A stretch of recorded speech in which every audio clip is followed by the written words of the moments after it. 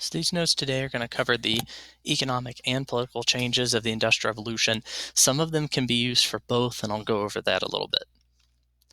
So our vocab, definitely know what the free market is. We've gone over this before, but it's that unregulated exchange of goods and services. You can buy whatever you want. You can sell whatever you want. If somebody wants to buy what you have, that is your choice. You decide the price.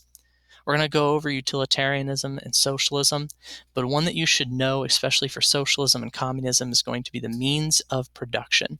All the means of production means is how things are produced and shipped in a country. The things that make the things that people need. That's what it means, okay? So businesses that produce and distribute the goods.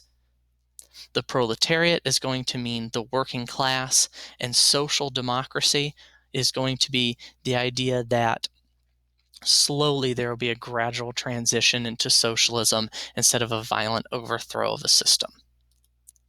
So here's your objectives, okay? Go back if you need to. Adam Smith is in 3.4, and you can learn about him if you forget about free enterprise. So the Industrial Revolution, thinkers begin to question the government's role in society. One of the issues during the Industrial Revolution was there were a lot of problems. You can see that there were major issues with housing. There were major issues with working conditions. This kid doesn't even have shoes. So people begin to say, like, what role should the government play in ensuring that their citizens have a good life? Who owns the resources? These people are extremely poor, but during the Industrial Revolution, we're going to see there's people who are multi-billionaires. So who should get what? So the first major idea that comes out of the Industrial Revolution is going to be called capitalism, or the free market. We'll refer to it as capitalism. This is the economic system the United States follows. So capitalism can fit kind of an economic and political idea a little bit. It's technically an economic idea, but it gets confused with politics a ton. So they follow this idea called laissez-faire, which means hands-off. There is little to no government regulation of the economy. If you want to sell a pet rock and people will buy it, good for you. If you want to sell a dangerous product, you can do that as long as people buy it. The government's not going to tell you what to do. There's just a totally unregulated exchange of goods and services. Remember, laissez-faire means hands off. The government's not dealing with the economy. The idea is that entrepreneurs who make money will then invest their money into other industries, creating more jobs.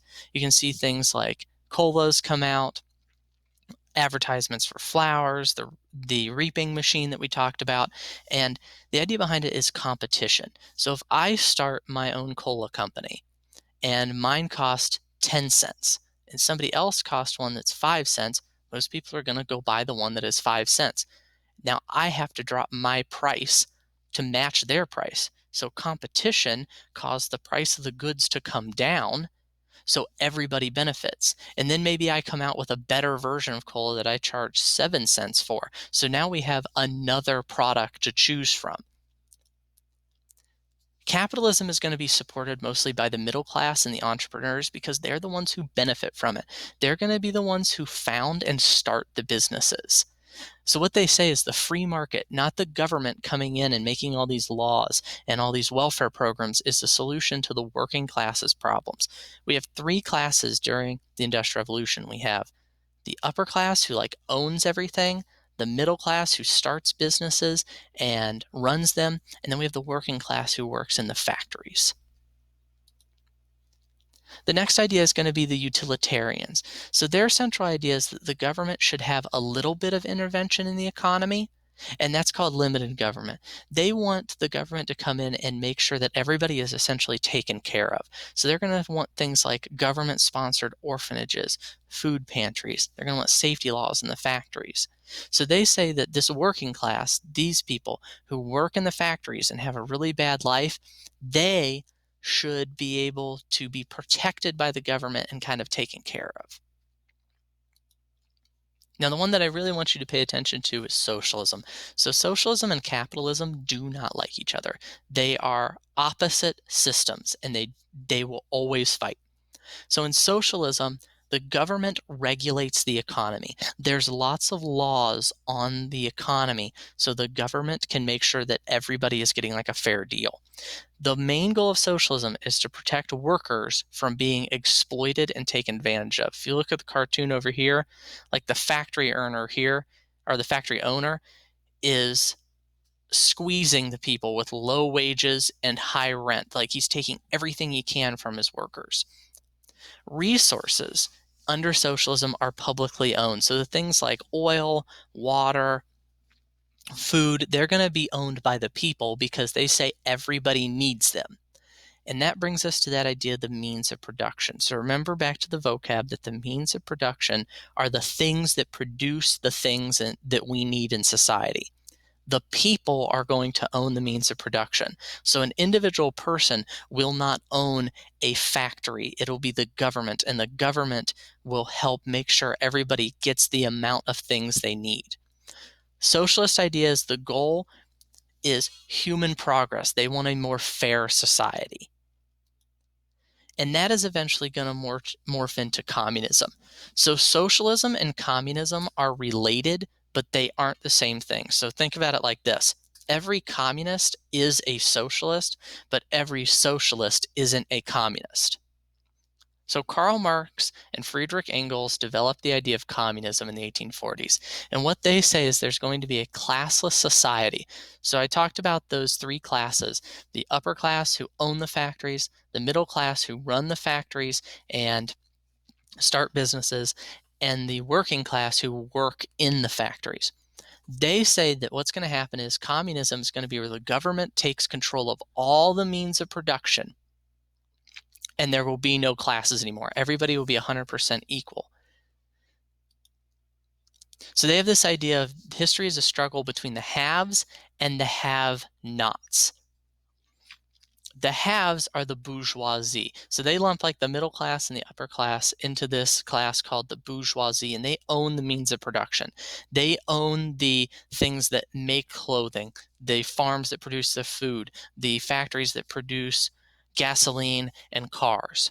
And the have-nots are the proletariat. They're the working class, the people who actually make the stuff.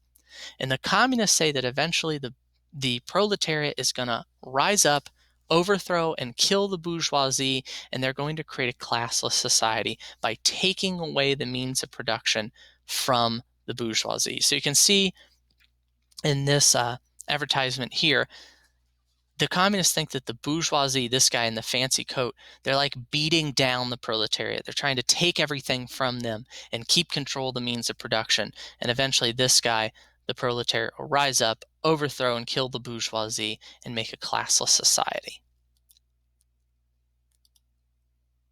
So now we're going to go on to the business side. So that's kind of the theoretical side of socialism and capitalism. We're going to go on to the business and social side of the Industrial Revolution. So some things you should know is, first, stock. This just means shares in a company, and this is where you buy a little piece of a corporation. We'll go over it more in depth. A corporation is a business owned by many different people, and it's like own person. Again, we'll go over it, and we will go over what a cartel is. So the Industrial Revolution sees the rise of big business, and this is the rise of the corporations. Before the Industrial Revolution, most companies were owned by a family. They were relatively small. They operated in a small geographic area.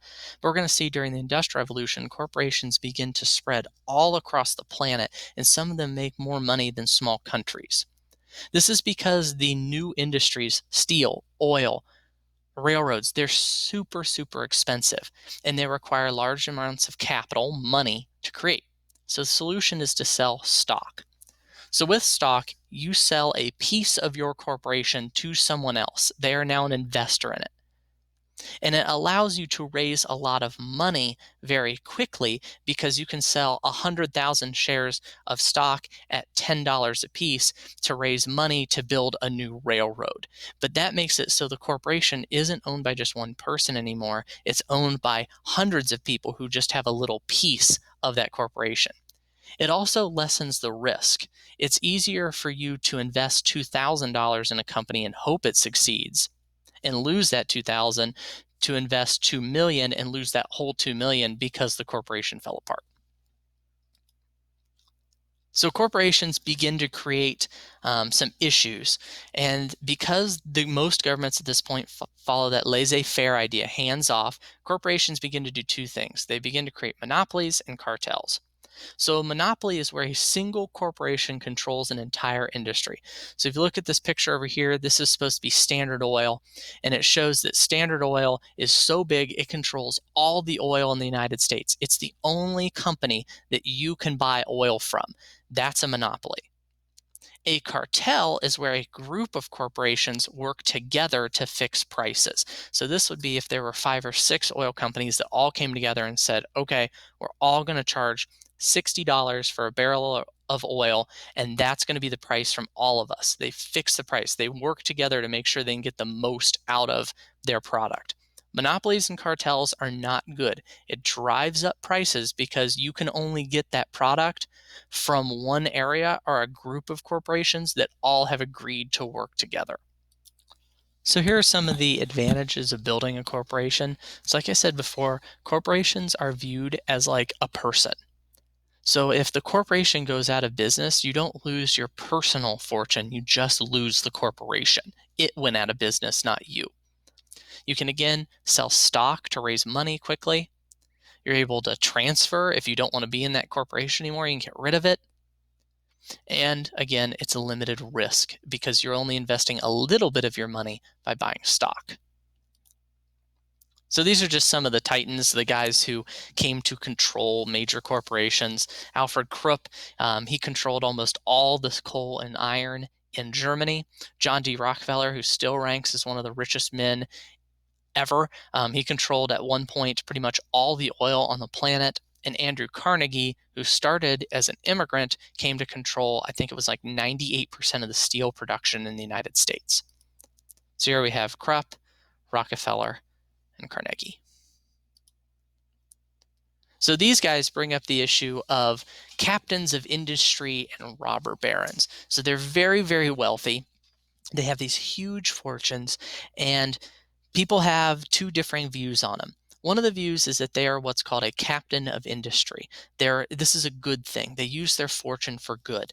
So people say they created jobs, they expanded the economy, they created new products, they invested in new inventions, and they even used their fortune to go build public works. I mean, Carnegie built all these libraries all over the country. Rockefeller built schools and donated to hospitals. Vanderbilt built an entire university that he named after himself. But people say they're good for the economy because they created all these things.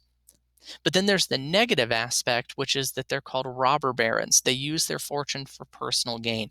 They influence politics. They're corrupt. They put other people out of business. Rockefeller, if you started up an oil company, he'd come to you and he'd say, I'm going to buy you out. And if you refused to buy out, he would crash the price of oil, destroy your company, and just put you out of business. Some say they didn't care about their workers. They had these dangerous conditions because they viewed their workers as replaceable. We'll learn about the working conditions that were actually absolutely just terrible and dangerous. So nobody really knows what they were. There's no consensus. It's kind of up to you to make up your mind. Moving away from the rich guys who own the companies, we come to the working class. Remember, the working class are the people who work in the factories, they work in the farms. So workers deal with super low wages, very long hours, unsafe equipment, no job security. You could just be fired at the drop of the hat. And they don't like this, obviously. They don't like getting hurt on the job. So the first thing they do is something called the Mutual Aid Society. Think of this as a pay it forward kind of thing. You would pay out of your paycheck every week a certain amount of money, and it would go into a bank account.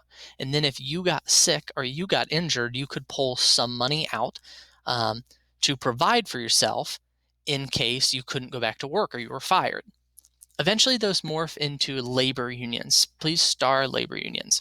So these are organizations that workers form to begin to fight for better conditions and pay. So all the workers in a steel mill would all come together and they'd form a labor union, and they would go to their boss and say, we want to only work 8 hours a day instead of 14. We want a pay raise by $1 an hour, and we want more safety equipment in the factory. And if the owner didn't agree to that, what they would do is a strike, which is they would just leave the factory and stop work. And the idea is you have to have us to work. And if you don't, you're going to lose money. So eventually you'll give in to our demands. We're going to see that the labor unions and the factory owners, they literally have like battles where they shoot at each other and they send in private detectives to try and bust up labor unions. And the labor unions come and try to burn down a factory. And it gets very, very violent because these jobs are extremely dangerous. So I hope that gives a little bit of context to the political and economic changes. Some of these can kind of go with both. Like labor unions can be both a political change and economic change. And if you have any questions, just let me know.